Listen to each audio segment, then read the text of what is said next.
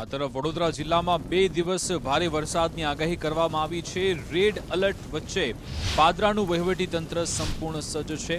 પાદરા મામલતદાર કચેરી ખાતે મહત્વની બેઠક યોજાઈ। અધિકારી તલાટીઓને હેડક્વાર્ટર ન છોડવા આદેશ। પાદરા નગરમાંથી જોખમી હોર્ડિંગ્સ પણ દૂર થયા।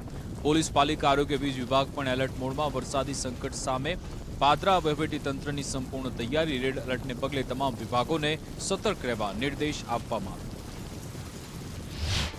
આગામી 3 દિવસમાં ભારે વરસાદની આગાહીના અનુસંધાને ભારે પવન અને વરસાદની આગાહીને ધ્યાને લઈ માનનીય કલેક્ટર સાહેબજીએ સવારે 10 વાગે તમામ લાઇન ડિપાર્ટમેન્ટ, પ્રાંત અધિકારીશ્રી, મામલતદારશ્રી સાથે એક વિડીયો કોન્ફરન્સનું આયોજન કરીને શું તકેદારીના પગલાં રહેવા એની બધાને સૂચના આપેલી। રિજિયનોએ આપણા પાદરા તાલુકા ખાતે પણ જે સંબંધિત લાઇન ડિપાર્ટમેન્ટ છે એનું સંકલન કરીને આગામી પૂરની પરિસ્થિતિ અથવા તો ભારે વરસાદની પરિસ્થિતિને પહોંચી વળવા માટે તંત્ર સજ્જ થાય એના માટે આપણે તમામ લાઇન ડિપાર્ટમેન્ટ સાથે આજે મિટિંગનું આયોજન કર્યું હતું।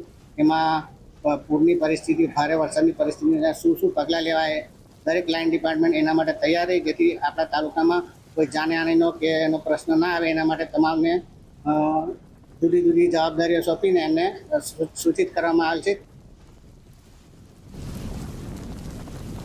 વડોદરા જિલ્લામાં 2 દિવસ ભારે વરસાદની આગાહીને પગલે હવે રેડ એલર્ટ વચ્ચે પાદરા વહીવટીતંત્ર સંપૂર્ણ સજ્જ છે। પાદરા મામલતદાર કચેરી ખાતે મહત્વની બેઠક યોજાઈ હતી।